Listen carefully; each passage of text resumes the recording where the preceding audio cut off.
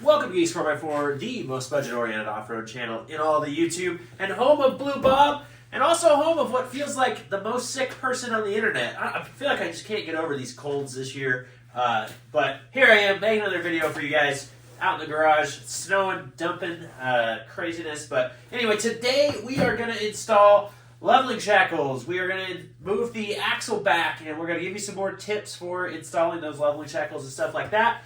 And then we're even going to go to the Toys for Tots event at Diesel Power Products, hosted by Full Size Invasion and Diesel Power Products, and show you guys what that's all about, and tell you how the first drive since Bobbed Excursion went. So let's get you right to that video. Don't forget to like and subscribe. Have you not hit the like button yet? I'm here. Don't you like me? Fine. All right, let's go. Well, back in the shop again. We are going to work on Blue Bob some more. I'm trying to make that Toys for Tots event in Spokane at Diesel Power Products, and getting really close. I'd like to have a fuel gauge, so I'm going to work on that today. I'm going to drop the gas tank and see if I can't figure out how to make the wiring work. Well, I came up empty on my fuel gauge exploration. I did get the gauge to register that there was something there, because when there's nothing plugged into the gauge, it just shows full. And when I figured out which one was power, which one was ground on the sender, and I plugged it in, and it showed full empty. So light was on and everything, dead empty, didn't even move. I learned that there are different ohms, and the tank sender is like 0 to 90 ohms, and the gauge is like 30 to 165. So I need to figure out how to match those ohms. There's resistors and stuff like that. That's a longer project that I wanted to do before the trip. So we're going to go on this trip without a gas gauge. We're just going to go however many miles we think this will get. We'll find out. Let's go. I did install a little fan in the shop. The keen eyes will notice. I'm going to put a link in the description. Amazon. It was pretty cheap and works pretty well. Get the air moving in this place and get all the smells out. So, yeah. Other thing is, we got a package from PMF, which has more parts in it, that I'd like to install before we go over to this event. I'm tired of the truck sitting really raked, and I wanted to sit better. And I know I have all the suspension sitting there, but it was $50 for leveling shackles from PMF. And you know what I'm going to do? I'm going to put them on the truck, and I'm going to make it look good for a while, and then I'm going to give them away. So, if you want some leveling shackles from PMF at some point, I will be giving them away. Yeah, let me open this box, show you guys what PMF sent me. And got those leveling shackles, and I got a top plate for the springs in the rear that I can actually move the axle back and forth.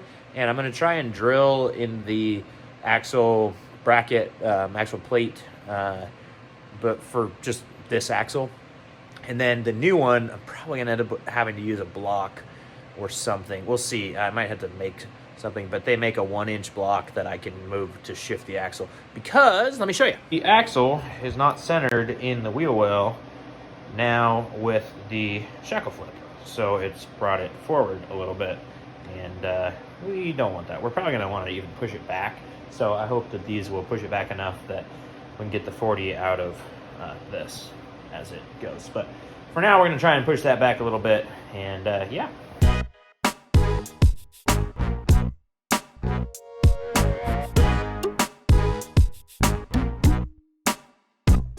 Okay, so as you can see, got some leveling shackles. I wanted to show you guys what these things are, because I always talk about these. We put them on the white truck. I know you can't even see me, but I'm here. Anyway, so this is a factory shackle from ATS. It is, well, there it is. That is how much shorter it is. It is 2 inches center to center-ish. It's really close to 2 inches. I think it is 2 inches, but yeah, I'm just eyeballing. Longer these are than the factory ones. I don't actually know. These are not the same ones I have on the white truck. These are PMF, so they are super nice. Like I said, I'm going to be giving these away in a little bit, because this is going to get coil springs soon enough, and I'm just doing this as a temporary thing because I'm so sick of the way it looks. I want it to look cooler in pictures. Anyway, wanted to show you guys the difference. This is a factory one. This is a extended shackle for a leveling kit. And then these are the cool plates, super thick. I can put the pin in any of these holes, the top plate of the axle, and yeah, it helps me to be able to move that axle back. So let's get to work here. Got some parts. I am installing front lift shackles on Blue Bob just as a temporary. I'm going to give them away when I'm done, when I have all the coil springs swapped and everything like that. They'll be pretty new, but I'm going to give them to somebody. And I wanted to give you guys a quick tip. So, liquid wrench or something penetrant is your friend. Spray these bolts. They have been on the truck for 20 years when you are doing suspension. If you are just leveling it, you're just going to mess with the back two bolts. So just do that. If you're doing the whole suspension, you're going to want to get everything. I just wanted to give you a quick tip and show you guys one of the annoying parts at the front. Let's get there. All right, hopefully the light is decent enough under here. But you see that shield that blocks this here bolt? That's annoying, isn't it? So on my white truck years ago, that bolt can't come out on the 7.3s when you have a big exhaust on them. So I had to cut it, and it came out the other way. But this is a V10. It looks like it'll come out. Now that guard is just bolted on. There are 2 bolts, which I'm laughing because there's no way they're going to not break when I try and get rid of them. There's one there, and there's one up further up in here. I'm going to try to spray them with penetrant and see if I can't get them off. I'll let you guys know how it goes. If not, that's going to get bent up, and then I'll bend it back down when I get the bolt back in. But yeah, this is the one annoying thing on the front. The other side is clear, as you can see. So the other side's easier, the left side. But passenger side gives you a little bit of headache. Hopefully not too much. Well, I'm back because I lied to you guys. There are 3 bolts. So there's 1, 2, and then that far back one that I sent you, or I already showed you, on that little heat guard that is covering the bolt for the rear shackle. So getting close here. The stock shocks do limit the down travel, so that you probably need to remove them to get these on. I'm going to let you know once I get it done. I haven't done this in a while, so I'm trying to remember if I have to remove the bottom of the shock and then put it back together when I have weight on it. Yeah. Anyway, we're getting there. All right, so if you are doing the shackle thing, yes, you do need to remove the front shocks. If you have a sway bar on the front of yours, which you will, unless you're like me and you took it off, you're going to have to remove the sway bar links as well. Just pull them from the sway bar itself and let the thing drop down. But other than that, those are my quick tips for this video about installing leveling shackles on your excursion. Well, it is another day wrenching, and today we are just doing all the stuff to make this thing safe to drive again. Really wanted to go over everything a little bit more than I did when we first bought the truck. Still haven't even done the spark plugs, but the front end is done. I've leveled the front. You guys saw that. I got about 1 inch out of those shackles from PMF. I greased the caliper pins. If you're an excursion guy, you know that these caliper pins have issues. Got to the back to grease the caliper pins, and both of the bottom pins, left and right, are stuck. So found out that O'Reilly's sells just the caliper bracket, which is awesome because these calipers are good, and these axles are coming out of here. So I'm just doing this temporary, but whoever buys these axles is now going to have new brackets. They're going to have new brake pads too, because one of the brake pads just fell apart in my hands. So kind of a bummer that I'm spending a little bit of money on this, but I want to be safe for driving this thing around a little bit, and worth it to go to the Toys for Tots, and just worth it to be safe. So about safety here, and I'm willing to spend money when it comes down to safety. So we are going to play with the back end now. You guys know I kind of jimmy rigged that together, and we're going to see if we can make that safer and more substantial for our trip. And it's a couple 100 miles, 300 miles, I think, round trip. So not too much, but I definitely don't want the weird stuff I have going on there. But new caliper brackets ordered. New brake pads ordered, and that'll be tomorrow. But today, we are going to play with the suspension and make that as safe as we can. So here is a close-up here of what we're playing with. This is the pile of brake pad. This bottom one is stuck. I actually put the bolt in it and tried to hit it with the impact and get it to spin out. And I broke the bolt, so caliper bracket it is. Okay, I wanted to come in here and talk about these caliper brackets. They were $20 from O'Reilly's, and they were next day order parts. They don't come with the pins, but O'Reilly's does sell the pins. They sell the pins and the boots separately, and those are things that my O'Reilly's had in stock. So maybe yours does. So if you've got a seized pin, if the hole's not too bad, if you could get that thing out of there, mine were really badly seized, so I didn't even try. If you could get the pin out of the hole, and the hole's decent enough, or you can clean it up enough, you could buy new pins, so you don't have to buy. I think the pins were $5, and all 4 boots were $10. So $5 for 2 pins, so one side of the axle. So just so you guys know, you can actually buy those. I'm going to find a link to those things on Amazon, and I'll put it down below for you guys if you are looking for caliper pins and stuff like that. So anyway, little tip for that.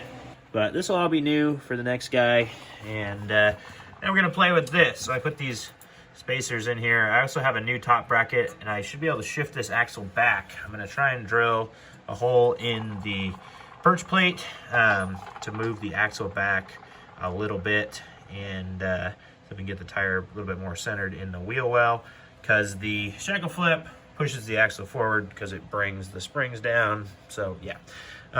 I also think I might take out this last little spring. There's this one. I think I'm going to take this one out because I didn't get much level, and I still just can't stand the way it looks. So yeah, that's what we're going to play with today. And yeah, I'm excited to get the Super Duty axle under here so I can stop doing work to an axle that I'm not going to use.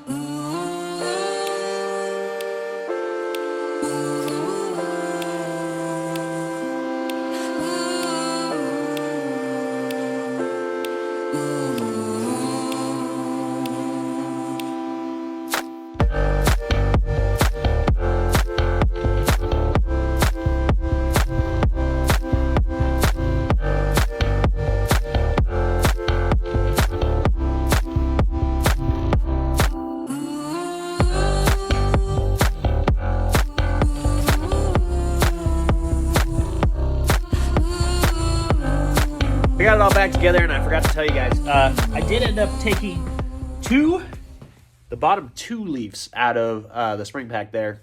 This thing is so much lighter in the back. It's kind of crazy comparatively. Like, I can feel when that one drifts versus when this one drifts now in the snow is way different.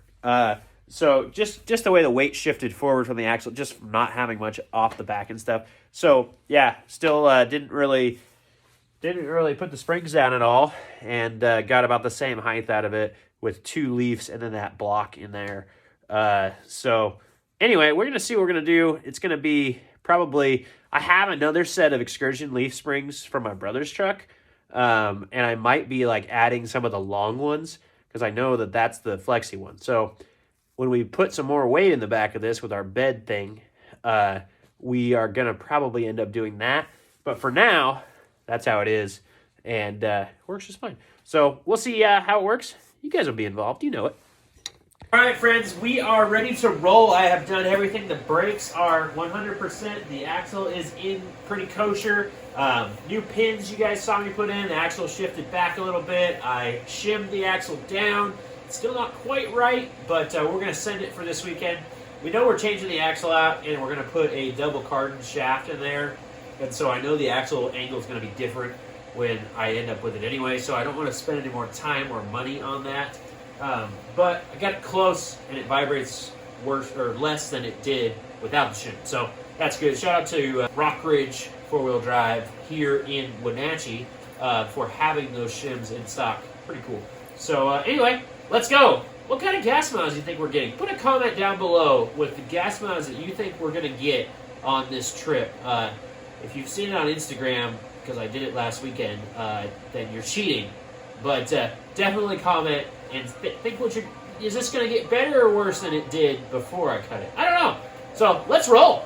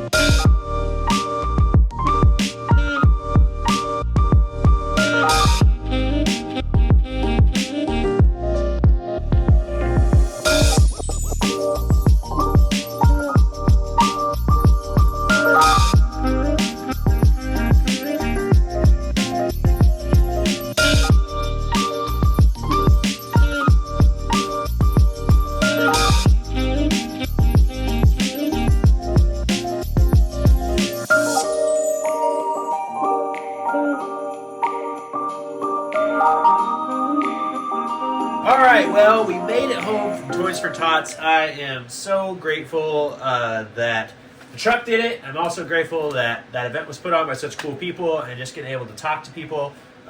Just shout out to Full Size Invasion. Good to see Jared, the runner of that. If you don't follow them on Instagram, or I think they even have a YouTube channel, I'll put a link down below to Full Size Invasion for setting that up. And then Ben from Diesel Power Products, big part of all that. Ben has helped me out so much, so shout out to him. And any of your diesel parts, anything parts, you guys should check out Diesel Power Products. They are an amazing company right here in the Pacific Northwest. But anyway, Blue Bob did it, guys. 350 miles or so since first of anything, pretty much since the Bob. Cruise control still works, just cruising down the freeway. And you know what it ended up getting? The last time that I filled up, I was getting 13.6 miles per gallon. I think that's pretty darn good.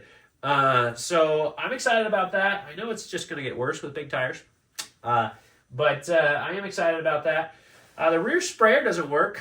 That's kind of a bummer. But the front ones do. That's good because, man, it was a mess. It was such a cold and just dreary day. And, we're just cruising the road and getting out there. So, yeah, I'm just really glad I went. And let me show you some footage from what we had going on there. And then I'll get you guys out of here.